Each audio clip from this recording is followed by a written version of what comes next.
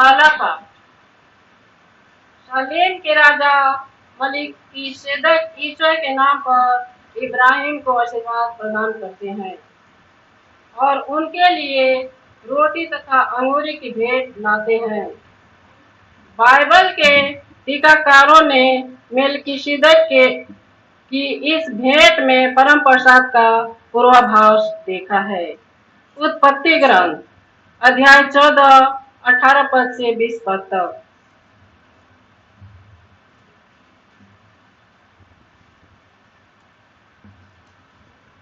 वह रोटी और अंगूरी लाया।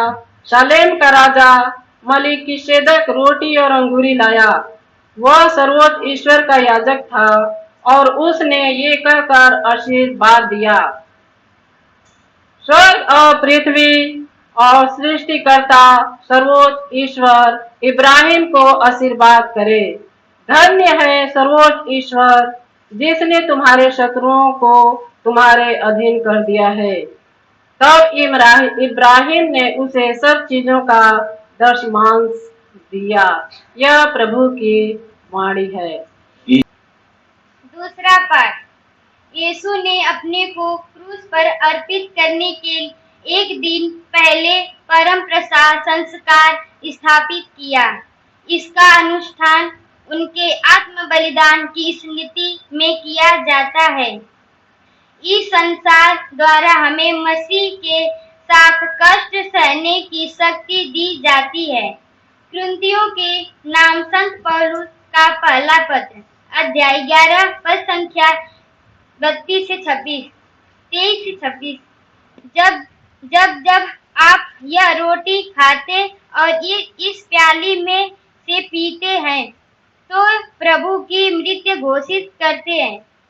मैंने प्रभु से सुना है और आप लोगों को भी यह बात दिया है कि जिस रात को प्रभु यीशु पकड़वाए गए, उन्होंने रोटी लेकर धन्यवाद की प्रार्थना पढ़ी और उसे तोड़ कर कहा, यह मेरे शरीर है, यह तुम्हारे लिए है, यह मेरी स्मृति में किया करो। उसी प्रकार बयारी के बाद उन्होंने प्याली लेकर कहा, यह प्याला मेरे रक्त का नूतन विधान है। जब जब तुम उसमें से पियो तो यह मेरी स्मृति में किया करो। इसलिए जब जब आप यह रोटी खाते और इस प्याली से पीते हैं तो प्रभु ने आने के दिन तक उन्हीं मृत्यु घोषित करते हैं। यह प्रभु की वाणी है। प्रभु आप लोगों के साथ हो। संत लूकास के अनुसार आज का पवित्र सुसमाचार। ये प्रभु तेरी महिमा हो। अध्याय 9 पद संख्या 11 से 17 तक।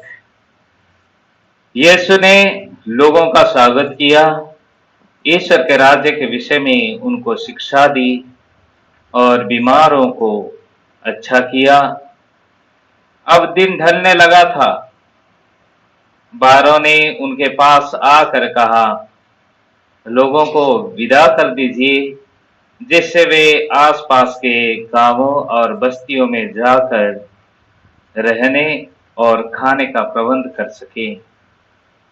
यहाँ तो हम लोग निर्जन स्थान में हैं।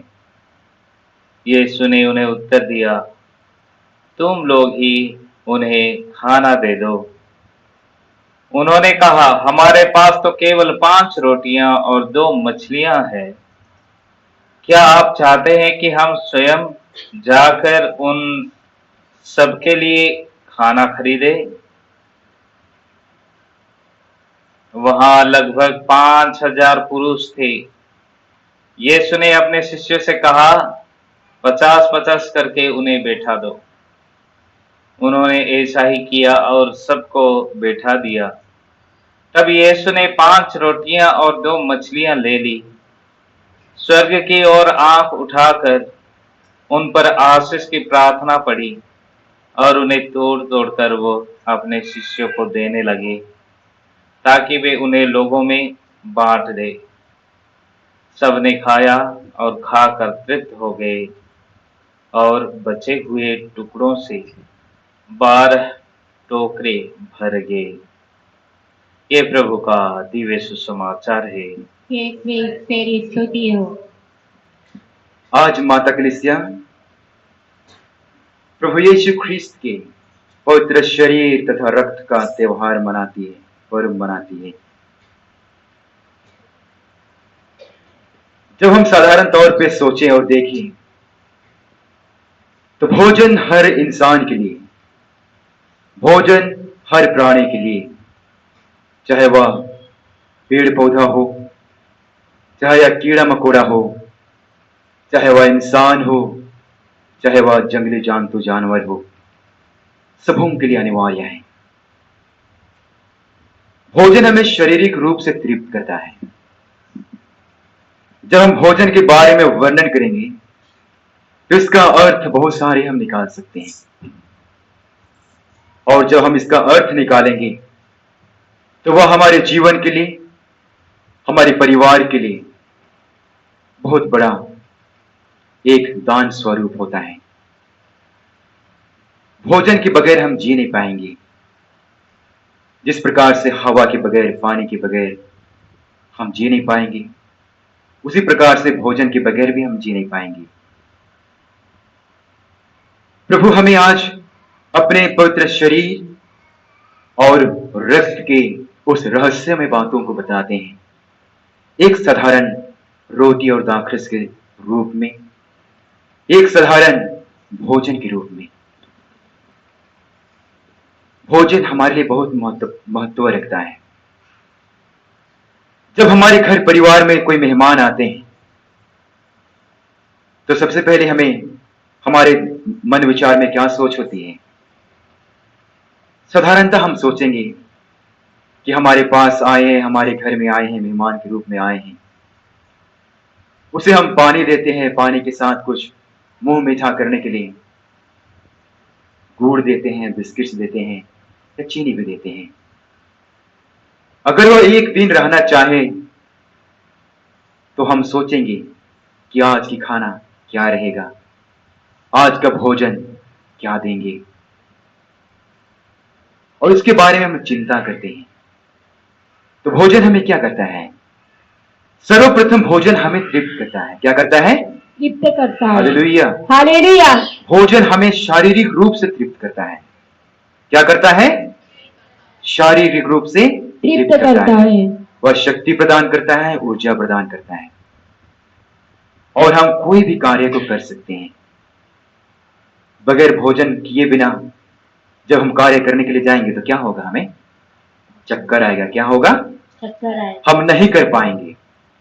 जब हम कार्य को नहीं कर पाएंगे तो हमारे शरीर के अंग अंग दुर्बल हो जाएगा, कमजोर हो जाएगा। अगर हम पानी पीकर भी करते हैं तो कुछ वक्त के लिए हमें ऊर्जा मिलेगी, लेकिन भी हम कार्य को पूरी तरह से संपन्न नहीं कर पाएंगे। तो सबसे पहले भोजन हमें ऊर्जा देता है, शक्ति प्रदान करता है। और भोजन हमें क्या करता है? जब हम भोज के लिए बुलाते हैं, जब हम किसी को त्योहार में या शादी में या किसी के जन्मदिन के अवसर पर या तिरही में बुलाते हैं, तो भोजन के रूप में हम क्या करते हैं? भोजन के साथ साथ हम प्रभु को धन्यवाद देते हैं, सभी मेहमानों को धन्यवाद देते हैं, और जो भोजन प्रभु ने देता है वह सबों के साथ मिल बांट करके हम क्या उत्पन्न करते हैं? भाईचारा उत्पन्न करते हैं, सांत्वना उत्पन्न करते हैं, एक दूसरे से बातचीत करते हैं, एक दूसरे के बारे में जानते हैं। कोई भी कार्य आप ले लीजिए, चाहे हम ले लें, हर एक कार्य के अंत में थोड़े ना थोड़े रूप में भोजन के तौर पे या नाश्ता के तौर पे कुछ ना कुछ दिया जाता है। दिया जाता है कि नहीं जाता है? दिया जाता है कि नहीं जाता है? दिया जाता है। कोई भी मेहमान आए या कोई भी कार्यक्रम का हम प्रबंध करें या कार्यक्रम चलाएं, तो आखिरी में हम किसकी भरोसा करते हैं? कि हमें कुछ खाने के लिए, कुछ पीने के लिए मिल जाए। इसकी चिंता करते हैं कि नहीं करते हैं? करते हैं। हाँ, करते हैं। तो जब हम भोजन के बारे में चिंता करते हैं तो हमें सहर्ष ये दर्शाता है कि हमारे जीवन की आखिरी मुकाम उस भोजन के बारे में तय करता है जो हमें आध्यात्मिक रूप से पोषित करता है, शारीरिक रूप से पोषित करता है, जिसकी वजह से हम हमारी सफर को अच्छी तरह से सफर कर पाए, हमारी मंजिल की ओर अच्छी तरह से आगे बढ़ पाए। इसी के संदर्भ में आज के तीनों पाठ प्रभु के उस रहस्यमय बातों के बारे में दर्शाते हैं। वे बताते हैं कि जहां हम प्रभु के शरीर और रक्त को ग्रहण करते हैं, सारे ख्रिस्ती विश्वासियों के लिए यह मिस्सा बलिदान सबसे बड़ी प्रार्थना है, ये सबसे बड़ा संस्कार है जो प्रभु यीशु स्वयं स्थापित किए। यह क्या है? मिस्सा बलिदान, जहां प्रभु यीशु ख्रिस्त का जो यादगार में हम पूजा बलि चढ़ाते हैं, वहां यह सारे विश्वासियों के लिए सबसे बड़ा बलिदान की प्रार्थना है, जहां प्रभु यीशु ख्रिस्त के शरीर को ग्रहण करते हैं, जहां प्रभु यीशु ख्रिस्त के रक्त को ग्रहण करते हैं और जहां प्रभु के वचन को हम ग्रहण करते हैं। आज के पहले पाठ में हम सुनेंगे कि जैसे प्रभु ने जो मलखीसदेक, जो एक पुरोहित थे, प्रभु ने उसे चुना था और वह मिस्सा बलिदान के स्वरूप वह सारी जनता के पापों के लिए ईश्वर को धन्यवाद स्वरूप बलिदान चढ़ाया करता था। वचन हमें यह बताता है कि वह बेखमीर रोटी के पहले दिन जब पास्का के मेमने का बलि चढ़ाई जाती है,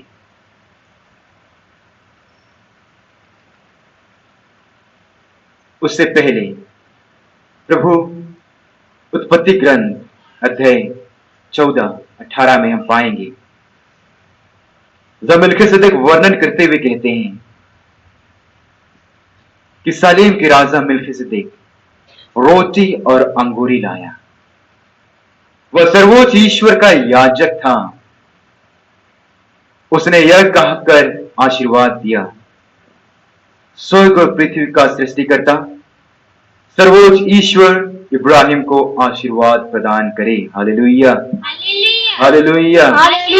वचन हमें यह कहता है कि स्वर्ग और पृथ्वी का सृष्टिकर्ता सर्वोच्च ईश्वर इब्राहिम को आशीर्वाद प्रदान करे। मलखीसदेक का जो तोहफा था, जो रोटी और अंगूरी का स्वरूप था, वह बलिदान स्वरूप आशीर्वाद देते हुए स्वर्ग और पृथ्वी के सृष्टिकर्ता के रूप में सर्वोच्च ईश्वर के साथ इब्राहिम को आशीर्वाद प्रदान करता है। Hallelujah, hallelujah, hallelujah, hallelujah. हम यूहन्ना की ग्रंथ में अध्याय 2, संत यूहन्ना की सुसमाचार अध्याय 2 में हम पाएंगे जो प्रभु यीशु प्रथम बार अपने चिन्ह और चमत्कार द्वारा विवाह भोज को संपन्न करता है। वह पानी को दाखरस में परिवर्तित करता है और उन सारे लोगों के लिए प्रभु स्वयं आशीर्वाद का कारण बनता है। प्रभु स्वयं आशीर्वाद का कारण बनता है और उनके जीवन में नवजीवन प्राप्त हो जाती है। उनके घर में खुशी और आनंद भरपूर मात्रा में होता है। जिस चीज की कमी का एहसास कर रहे थे, प्रभु उसको पूरा करता है और वह साधारण जल, वो साधारण पानी प्रभु अपने शब्दों से, प्रभु अपने प्रार्थनाओं से उसको परिवर्तित कर देता है। और आज का यह रविवार और आज का यह त्योहार, जहां स्वयं प्रभु यीशु अपने आप को परिवर्तित करते हैं, अपने आप को रूपांतरित करते हैं और उसी के लिए हम पवित्र प्रभु यीशु ख्रिस्त के शरीर और रक्त का स्मरण करते हैं, याद करते हैं और त्योहार भी मनाते हैं। मलखीसदेक एक पुरोहित थे। ये हमारे पुराने ग्रंथ के अनुसार ये प्रथम पुरोहित थे। लेकिन प्रभु के पवित्र सुसमाचार में हम पाएंगे, जहां पवित्र सुसमाचार जो नया विधान है, वहां प्रभु यीशु स्वयं पुरोहित नहीं बल्कि एक महापुरोहित के रूप में जाने जाते हैं और महापुरोहित हैं।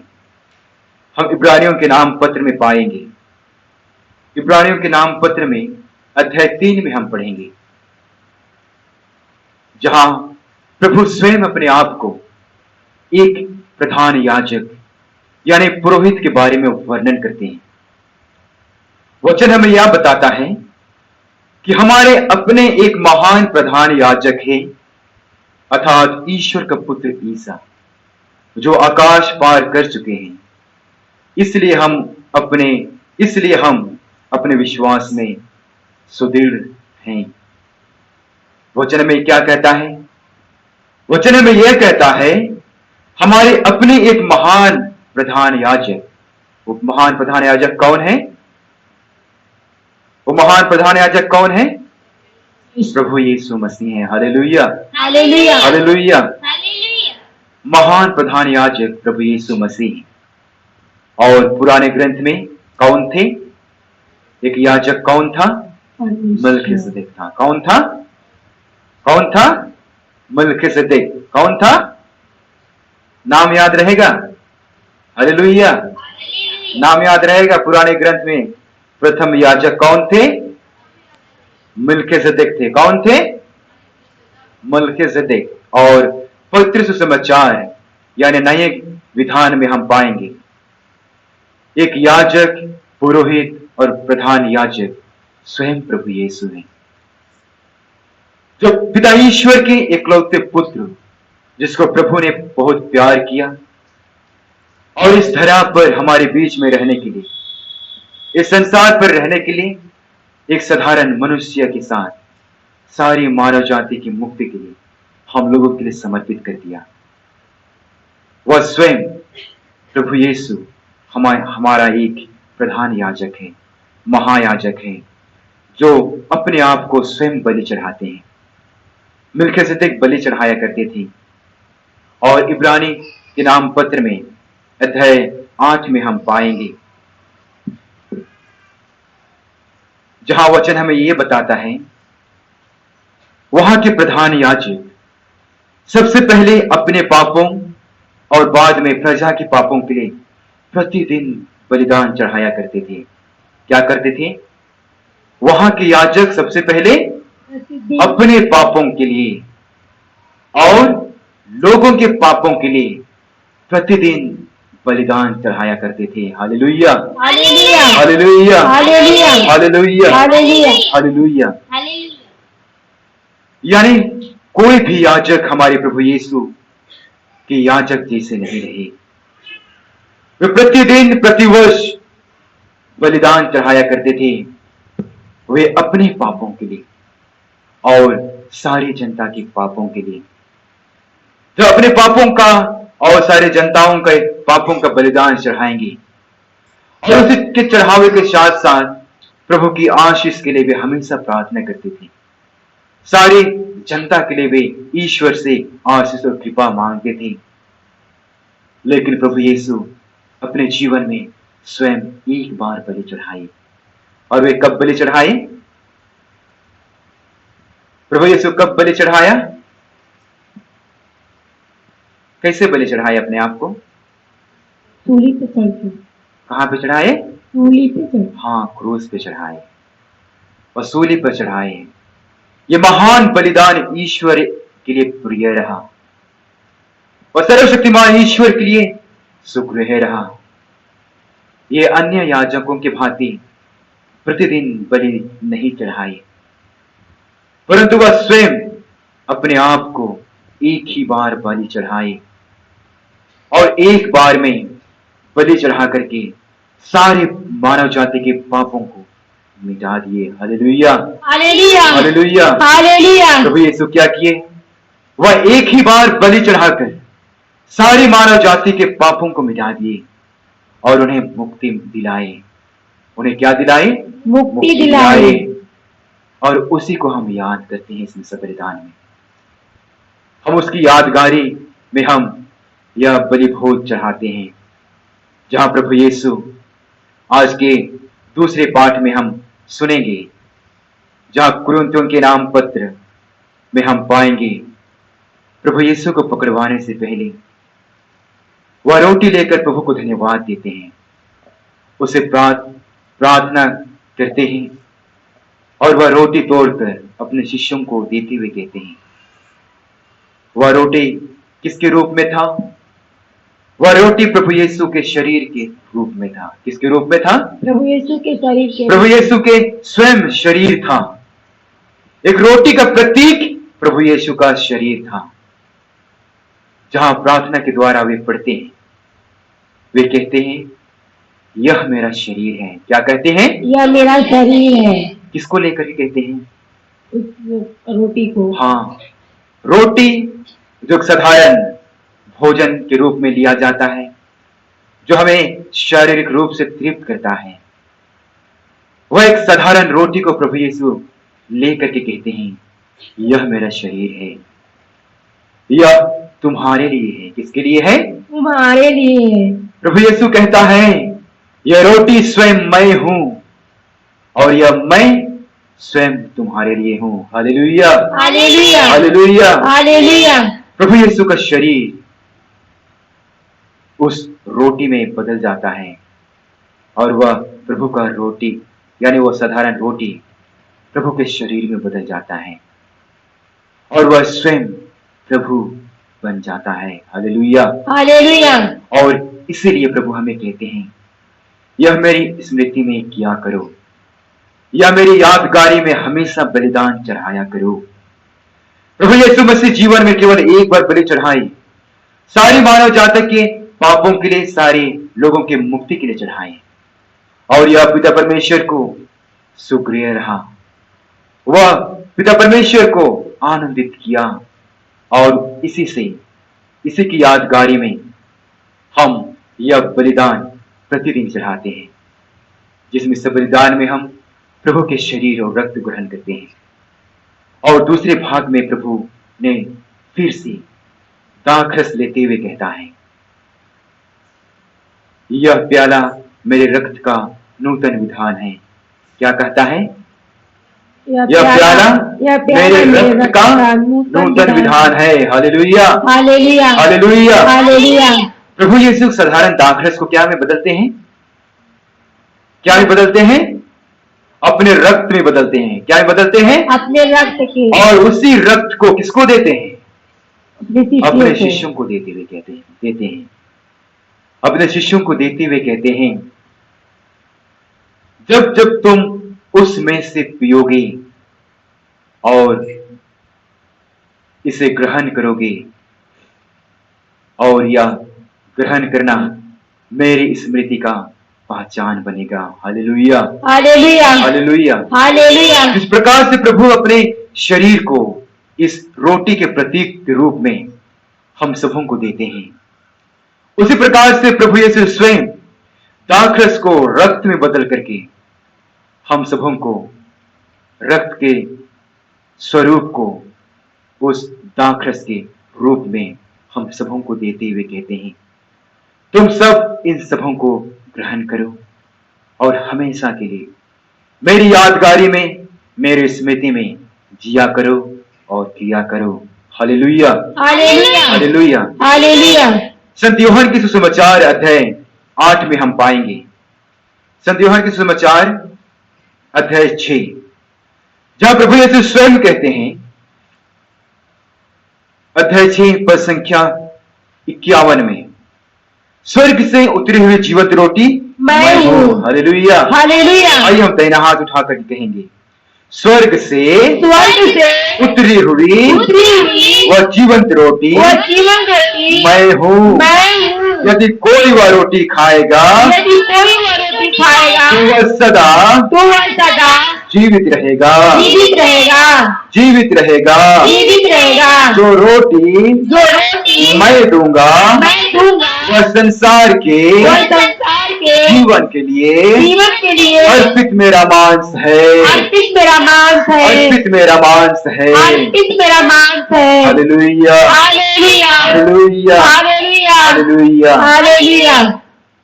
हम सारे भारतीयों के लिए भोजन एक भगवान का देन है, स्वरूप है।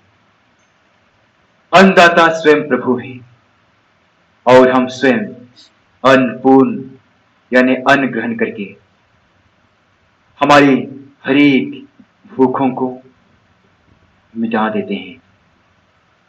और स्वयं प्रभु यीशु अपने आप को स्वर्ग से उतरे हुए जीवंत रोटी के रूप में कहता है। स्वर्ग से उतरी हुई जीवंत रोटी स्वयं प्रभु यीशु हैं। वह कहता है, जो मुझे खाएगा, जो मुझे खाएगा वह सदा जीवित रहेगा। और जो रोटी मैं दूंगा वह संसार के जीवन के लिए अर्पित मेरा मांस है। Hallelujah, hallelujah, hallelujah. हालेलुया। प्रभु यीशु का शरीर एक स्वर्ग से उतरी हुई जीवंत रोटी के रूप में परिवर्तित हो जाता है। प्रभु यीशु का शरीर स्वर्ग से उतरी हुई जीवंत रोटी के रूप में परिवर्तित हो जाता है। और जो भी इसे ग्रहण करता है वह कभी नहीं मरता है, वह सदा जीवित रहता है। क्योंकि संत यूहन्ना के सुसमाचार अध्याय 6 वचन संख्या 35 में पाएंगे, जीवन की रोटी मैं हूं, जो मेरे पास आता है उसे कभी भूख नहीं लगता, और जो मुझे विश्वास करता है उसे कभी प्यास नहीं लगेगी। प्यास नहीं लगता। Hallelujah, hallelujah, hallelujah. हालेलुया। प्रभु का वचन कहता है, जो मेरे पास आता है उसे कभी भूख नहीं लगता, और जो मुझ में विश्वास करता है यानी जो प्रभु पर विश्वास करता है उसे प्यास कभी नहीं लगती। प्यास नहीं लगता है। Hallelujah, hallelujah, hallelujah. हालेलुया। स्वयं प्रभु यीशु ख्रिस्त का शरीर और रक्त हमारी हर एक प्यास को बुझाता है, हमारी हर एक भूख को मिटाता है, हमें नवजीवन प्रदान करता है, हमें शक्ति प्रदान करता है, हमें स्फूर्ति प्रदान करता है। ईश्वर का एकलौता पुत्र प्रभु यीशु अपने आप को हमारे सारी मानव जाति के लिए भेजा गया। हमारे लिए स्वयं प्रभु अपने पुत्र यीशु को भेजे, ताकि जो भी उसमें विश्वास करे उसे अनंत जीवन मिले। हम प्रभु को कैसे ग्रहण करते हैं? किस किस रूप में हम प्रभु को ग्रहण करते हैं? रोटी के रूप में, रोटी के रूप में, वचन के रूप में, वचन के रूप में, आशीष के रूप में, हाँ प्रभु के आशीष के रूप में, जल के रूप में, किसके रूप में? जल, हाँ जल के रूप में। यानी प्रभु को हम अनेक प्रकार से ग्रहण करते हैं। प्रभु को शारीरिक रूप से रोटी और दाखरस के रूप में ग्रहण करते हैं, वचन के रूप में ग्रहण करते हैं, और विश्वास के द्वारा ग्रहण करते हैं। कैथोलिक कलीसिया हमारे 7 संस्कार, जहां प्रभु यीशु स्वयं स्थापित करते हुए हमें आश्वासन देते हैं कि प्रभु के प्रतीक को हम ऐसे ही नहीं अनुभव कर पाएंगे, प्रभु यीशु के अनुभव को हम ऐसे ही अनुभव नहीं कर पाएंगे। उसके लिए हमें किसी प्रतीक की जरूरत होती है। प्रतीक के रूप में हमारे लिए क्या है? प्रतीक के रूप में हमारे लिए प्रभु का वचन है। क्या है? प्रभु का वचन है। Hallelujah, hallelujah, hallelujah. हालेलुया। प्रतीक के रूप में हमारे लिए प्रभु का वचन है। प्रतीक के रूप में हमारे लिए क्रॉस है, क्रूस है। प्रतीक के रूप में हमारे लिए रोसरी है, और प्रतीक के रूप में हमारे लिए संस्कार है। क्या क्या संस्कार है? बपतिस्मा संस्कार है, परम प्रसाद संस्कार है, दृढ़ीकरण संस्कार है, विवाह संस्कार है, विवाह संस्कार है, पुरोहित संस्कार है, पुरोहित संस्कार है, मेल मिलाप का संस्कार है। मुख्यतः हमारे लिए 7 संस्कार है, जहां हम प्रभु को अनुभव करते हैं, जहां हम प्रभु को अपने जीवन में उतारते हैं, और उसी संस्कार के द्वारा अपने जीवन को जीते हैं। और उसके संस्कार में हम प्रतीक के रूप में प्रभु के वास्तविकता को अनुभव करते हैं। Hallelujah, hallelujah hallelujah. हालेलुया प्रभु का अनुभव हम वास्तविकता में प्रतीक के रूप में अनुभव करते हैं, जहां प्रभु के वचन के रूप में, प्रभु के शरीर और रक्त के रूप में, प्रभु के आशीष के रूप में हम ग्रहण करते हैं। Hallelujah hallelujah hallelujah. हालेलुया और प्रभु यीशु स्वयं हमारे लिए महान बलिदान थी। वह महान बलिदान स्वयं प्रभु यीशु हैं, जो हमें भूख से मिटाता है, हमें प्यास से मिटाता है, हमें चंगाई प्रदान करता है, हमें हमारे दुर्बलताओं को दूर करता है, हमारी बीमारियों को दूर करता है। हालेलुया। हालेलुया जब हम प्रभु यीशु को ग्रहण करते हैं तो हम सर्वप्रथम स्वच्छ हो जाते हैं। जहां संत मार्कुस के सुसमाचार में हम पाएंगे, जहां एक कोढ़ी प्रभु के पास आते हैं, गिड़गिड़ाते हुए कहते हैं, प्रभु आप चाहे तो मुझे शुद्ध कर सकते हैं। शुद्ध कर सकते हैं। और प्रभु क्या कहता है?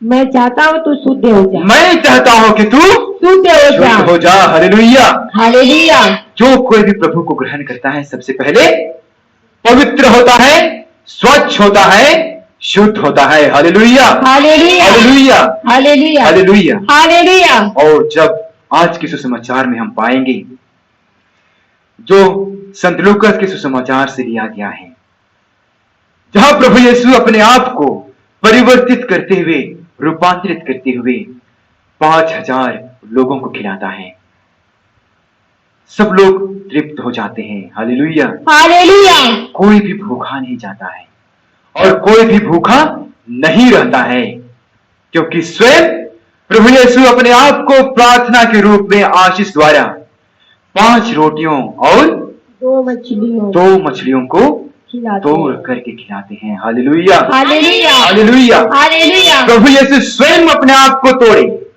कब तोड़े?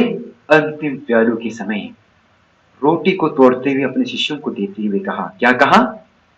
यह मेरा शरीर है। यह मेरा रक्त और दाखरस को देते हुए कहा, यह मेरा रक्त है, तुम इसे खाओ और पियो और मेरी स्मृति में हमेशा किया करो। हालेलुया। हालेलुया और उसी को प्रभु यीशु आज चमत्कार के रूप में सारी जनता के बीच में, सारी जनता के झुंड में दिखाते हैं, प्रदर्शित करते हैं।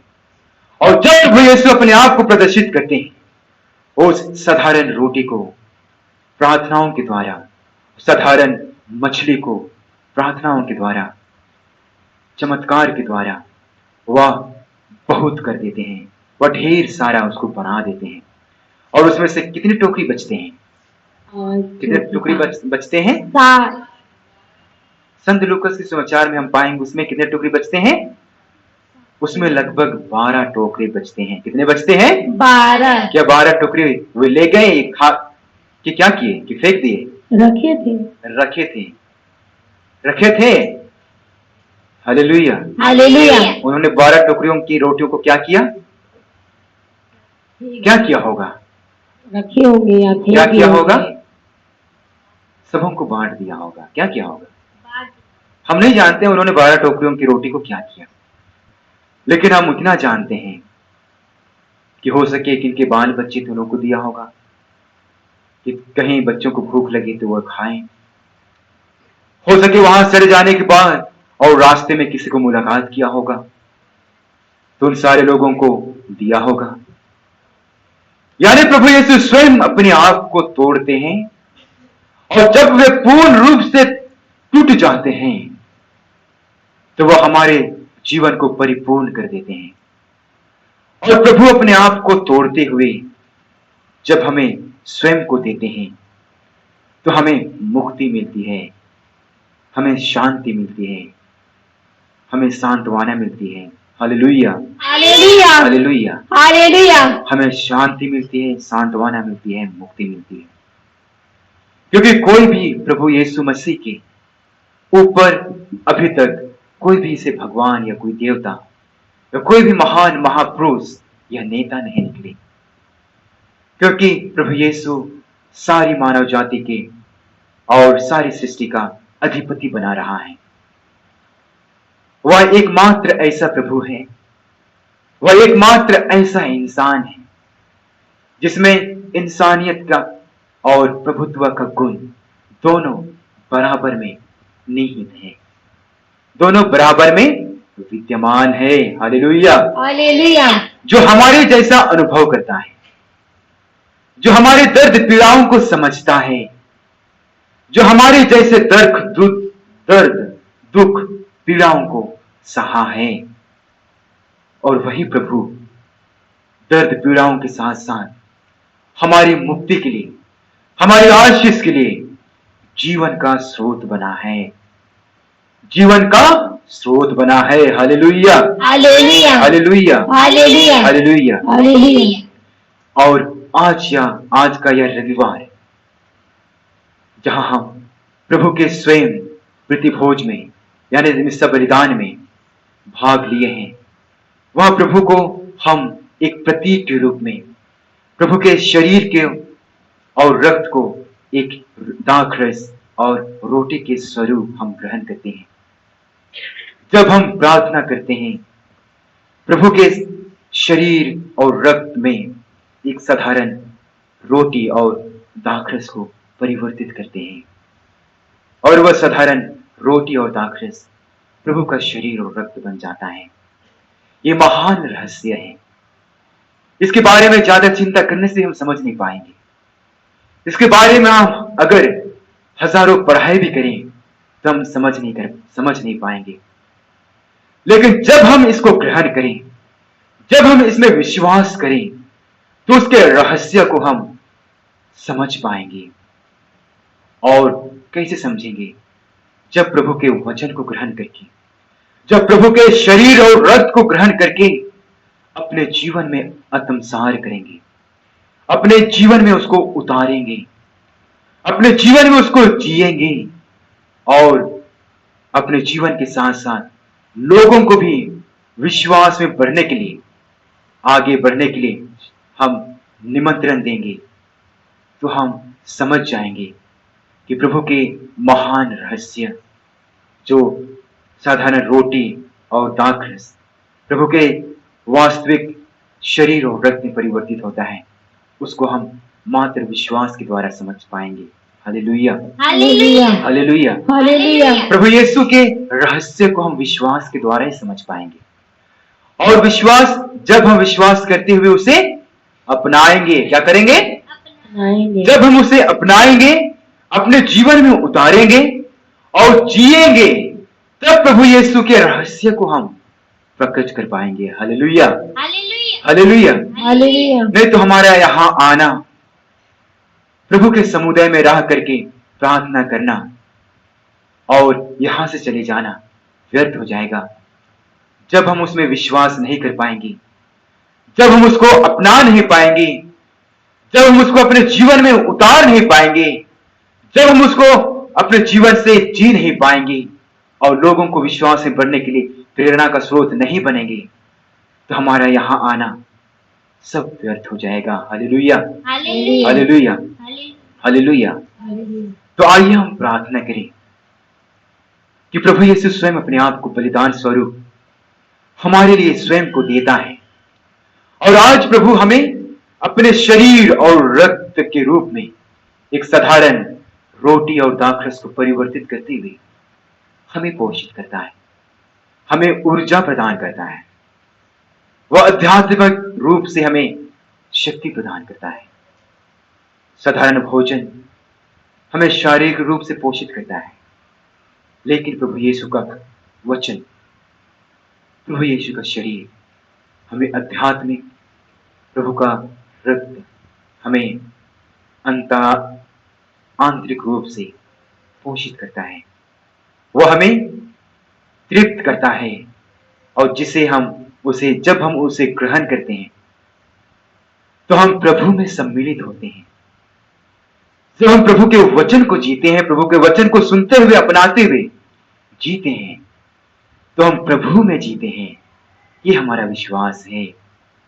और जब हम प्रभु के शरीर और रक्त को ग्रहण करते हैं तो हम प्रभु में सम्मिलित हो जाते हैं, प्रभु में निहित हो जाते हैं।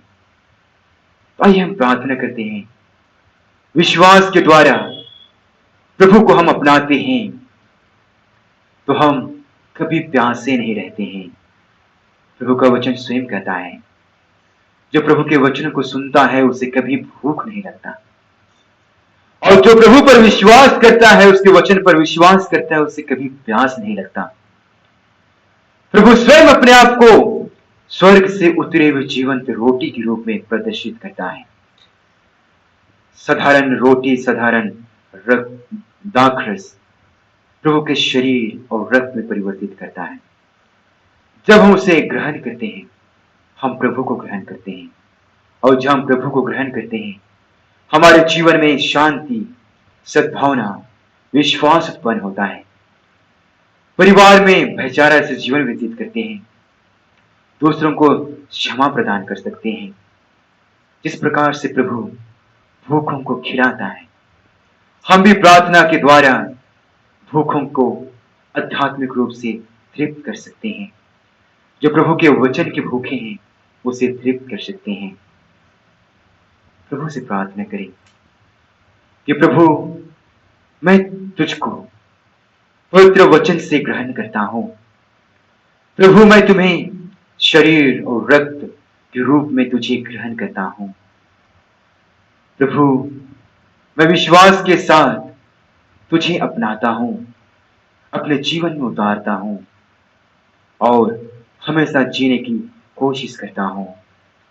प्रभु, हमें तुझ पर सम्मिलित होने की कृपा दे, शांति, भाईचारा, सद्भावना स्थापित करने की कृपा दे, ताकि हम भी एक साधारण इंसान के होने के साथ साथ तेरे हरेक गुणों को अपना सके और विश्वास के साथ जी सके, और लोगों के लिए एक नमूना बन पाए, एक प्रतीक बन पाए, और लोगों के विश्वास को सुदृढ़ करते हुए तुझ पर विश्वास करने के लिए, तुझ पर आगे बढ़ते हुए तेरे वचन को सुनने के लिए और स्वर्ग राज्य की स्थापना करने के लिए लोगों को निमंत्रण दे पाए।